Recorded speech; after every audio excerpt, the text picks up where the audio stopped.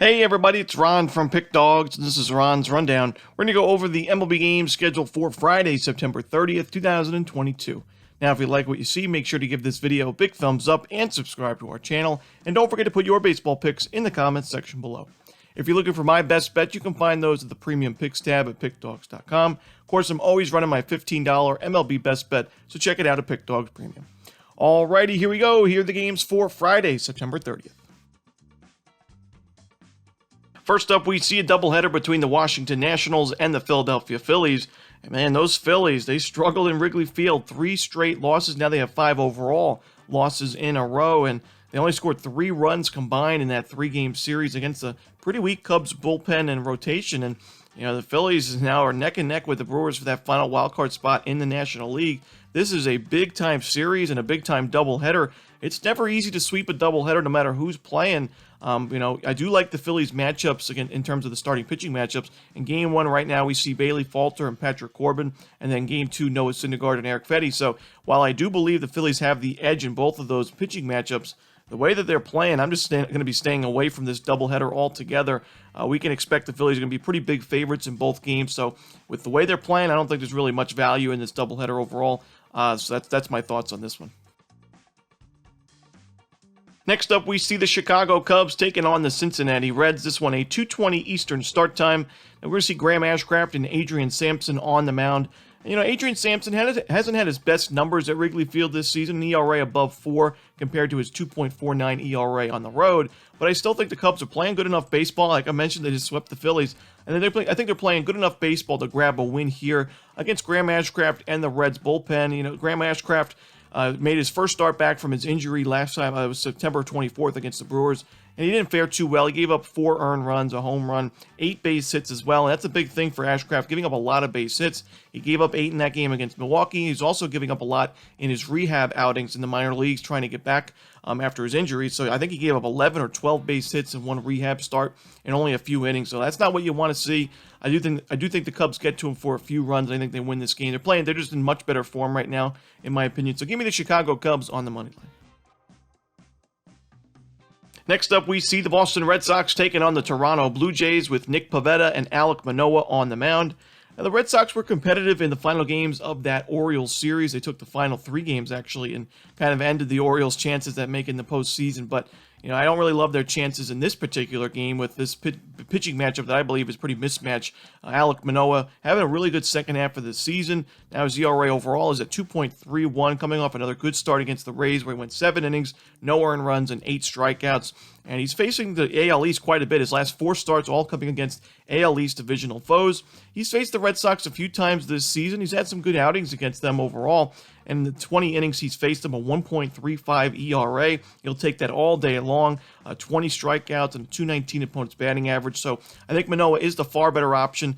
Don't really love Nick Pivetta. He's given up a good amount of home runs. He's given up 5 home runs in his last 3 games combined. The Blue Jays hitting righties pretty well. So give me the Toronto Blue Jays laying the 1.5 runs at home.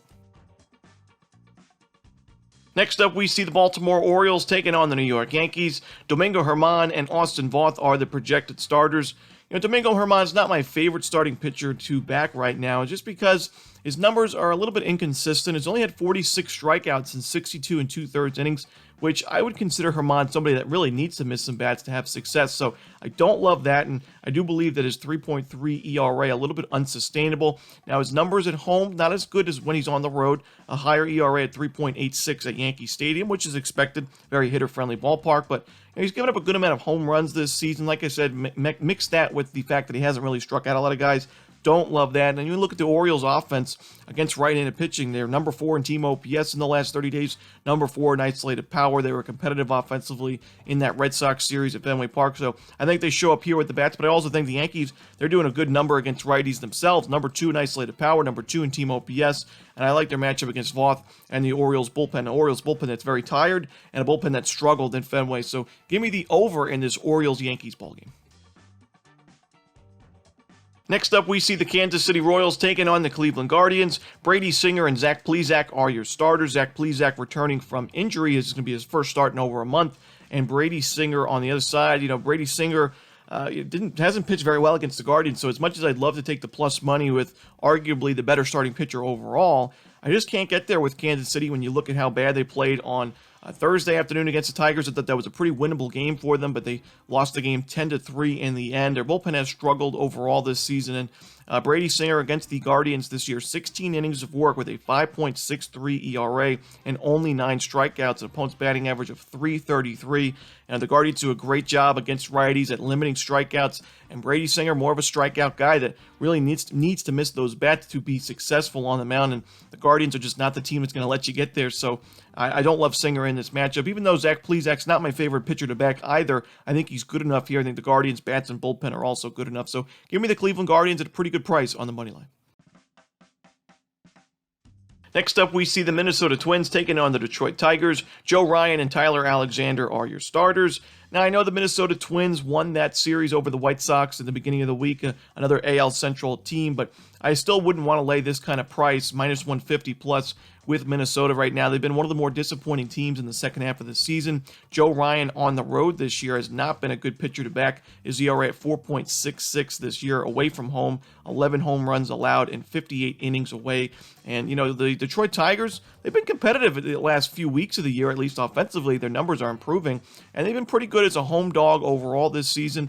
Tyler Alexander also stepping up his game. His last 2 starts really solid. Now, one of those was against the Orioles, which we know the Orioles don't really hit lefties well these days, but the other one was against the White Sox, who was, I think, number 1 in team OPS when Alexander was going into that start against lefties in the last month. So really impressive for him to go 6 innings, 1 earned run, and 5 strikeouts against Chicago. A very tough team to face if you're a lefty, and that was on the road especially.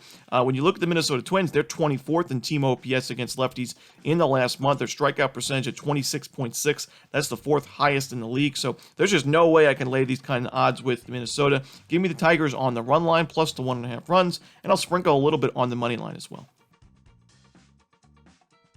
Next up, we see the New York Mets taking on the Atlanta Braves with Jacob deGrom and Max Fried on the mound. It should be a great series. You know, there's not going to be a lot of fun series to watch as we get near the end of the regular season.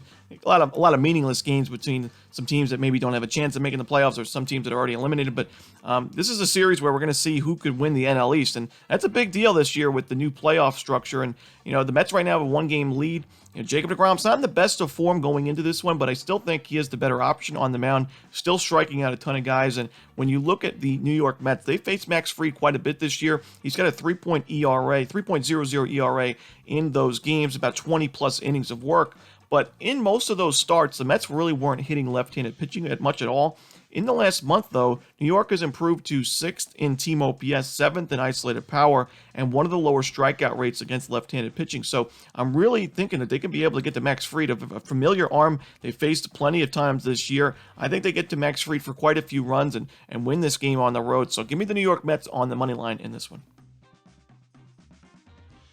In our next game, we see the Cy Young winner from last year and the big-time favorite to win the Cy Young in the National League this year. It's Sandy Alcantara and Corbin Burnes, the Marlins and the Brewers. Now, the Brewers in that very heated National League wildcard playoff race, and even though Sandy Alcantara has been very good this season, I have to give the edge to the Brewers overall. I think Corbin Burnes shows up here. I don't love this Marlins lineup, and I also don't love the Marlins bullpen. Now, I know Sandy Alcantara goes deep into ball games, usually about 7 to 8, maybe even 9 innings. He's gone a couple of complete games this year, but I still don't think he's going to be able to go to distance in this one. The Brewers have done a pretty good job against right-handed pitching overall this year, and Sandy Alcantara, his numbers at home, one of the best starting pitchers you'll ever see, a 1.64 ERA in 121 innings at home. However, on the road, he's beatable, a 3.16 ERA in those 99 and 2/3 innings. Give me the Milwaukee Brewers here on the money line.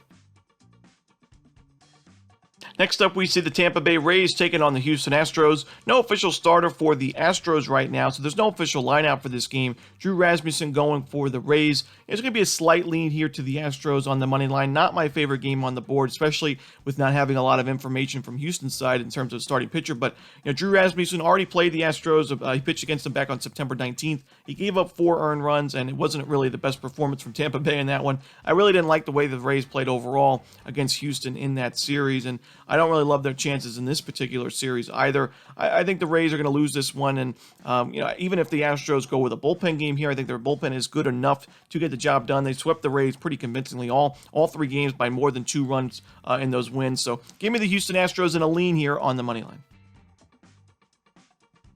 Next up, we see the St. Louis Cardinals taking on the Pittsburgh Pirates. We're going to see Johan Oviedo and Jack Flaherty on the mound for this one. Now, you got to wonder the motivation level for the Cardinals in this series and in this game is, they've already clinched the NL Central. They're pretty much in no man's land, similar to the Cleveland Guardians, who, they're not going to be, they're going to have to play in the wild card series. The Mets and the Braves and the Dodgers all have much better records than the Cardinals do right now. So there's no chance of the Cardinals winning the NL or maybe getting second seed as the division. They're going to be in the wild card series, and there's no really reason to put a hurting on the Pittsburgh Pirates in this series. And I think when you look at this pitching matchup, I think Jack Flaherty has certainly underwhelmed so far at the major league level, a 4.97 ERA. Now, his last start, he was able to miss some bats, which is important and a promising sign to see going into the postseason. He had 9 strikeouts, but he still gave up a home run, still gave up 3 earned runs, 4 walks as well. His control's been an issue for him, and when you look at how well Johan Oviedo's actually pitched for the Pittsburgh Pirates, in his last 3 games, the Pirates have won 2 of those 3 outright. He's missing some bats. He's striking out a good amount of hitters. He's had success at Busch Stadium this season now, not as a Pirate, but as a Cardinal. He's actually pitched at Busch Stadium a few times, and he went 9 1/3 innings with the 2.89 ERA with 8 strikeouts, and I think he's good enough here to keep the Pirates competitive in this game. I think the Pirates at least cover on the run line. So give me the Pittsburgh Pirates plus the 1.5 runs on the road. Next up, we see the Texas Rangers taking on the Los Angeles Angels. No official lineup for this one as the Angels have not announced a starter. We should see Glenn Otto going for the Rangers. Now, Glenn Otto hasn't really been that bad in his last few games, and now his ERA below 5 on the season. It's below 5 against the Angels this year as well, and I do think he's been a decent option to back in his last couple of starts. Last time against the Guardians, we know a very tough lineup to face as a righty. He went 5 2/3 innings and only gave up 1 earned run. So I do think that he can keep the Rangers competitive in this game. If the Angels decide to go with a bullpen game, I don't really love their chances. This is not really the best bullpen in the American League. And overall, a game that I'm probably staying away from altogether, especially with not a lot of information right now. But I'll take a shot here. What the heck with the Texas Rangers plus the 1.5 runs on the run line. Next up, we see the Chicago White Sox taking on the San Diego Padres. Again, no official lineup for this game as the Padres have not announced a starter. We should see Davis Martin going for the White Sox, and we're going to see in the final couple games of the regular season a lot of missing lines, a lot of missing starters. It's just the way it is in the MLB, and not the strongest games to bet in my opinion. I'll be treading lightly the last week as we get ready for the postseason. But when you look at Davis Martin, I do worry about some regression in his game. I know he's got a sub-4 ERA and hasn't actually pitched too poorly lately, but only 39 strikeouts and 56 innings of work, and he's faced a lot of weak lineups lately. The Tigers back-to-back starts, the Minnesota Twins back on September 2nd, which, in the beginning of the year, that'd be a nice start to have, but they really have struggled offensively in the second half of the year. He faced the Royals as well, so, I don't love this matchup going against a team that really needs to grab a victory here in San Diego, and a pretty tough lineup themselves.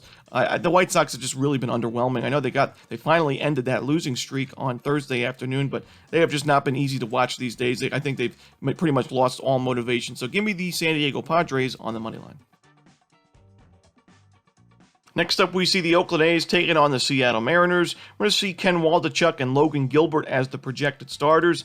Now, these Oakland A's have kind of been a thorn in the side of the Seattle Mariners these days. You look at the season series, the Mariners do lead it, but only 9-7, which you wouldn't expect a team with the worst record in the major leagues to have 7 games on their division rivals. It's a team that's probably going to be going to the playoffs. So, a little interesting note there. And overall, in the recent series, the A's have really been competitive, but I just don't love their chances here. Ken Waldichuk has regressed quite a bit from his strong start to his first few games at the major league level. His last start, he gave up 4 earned runs in 5 innings, 2 home runs against the New York Mets. He's now given up at least 4 earned runs, in each of his last 3 starts. Now, the Seattle Mariners haven't been the greatest against lefties in the last 30 days, but their power numbers are still there, and I do think they'll be able to get to Waldichuk for quite a few runs in this game. I don't love the Oakland A's bullpen, and Logan Gilbert, I think he steps up in this one, has a good outing, and gets the Mariners a big-time victory. So give me the Seattle Mariners laying the run line at home.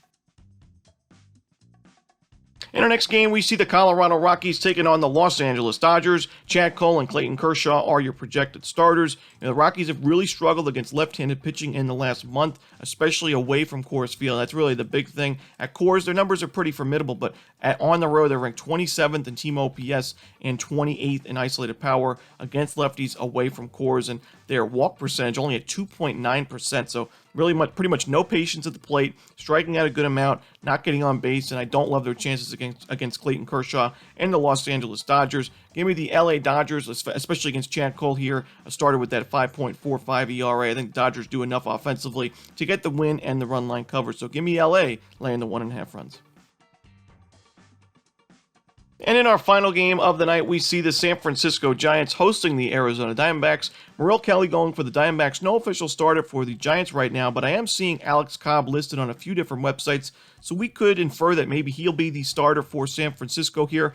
I'm going to lean towards the under in this game. Merrill Kelly having a really good season overall for Arizona. Now, there's been some starts where he has struggled, and certainly with the home run ball, that's been the case recently. But he just pitched against the San Francisco Giants back on September 24th. He went 7 innings, only gave up 2 earned runs, 6 strikeouts in a 5-2 game. Now he's pitching at a very low-scoring, pitcher-friendly ballpark at Oracle Park. I think he has success, especially a stadium where it's very hard to give up a lot of home runs. And, Alex Cobb, if he is the starter that goes, he's been really good at Oracle Park this season. His numbers on the road, not really great, but 2.4 ERA in his home starts at Oracle. Like I mentioned, very pitcher-friendly ballpark, so no surprise there. Give me the under in this Diamondbacks-Giants game to end the night. And that's it. Those are the games for Friday, September 30th.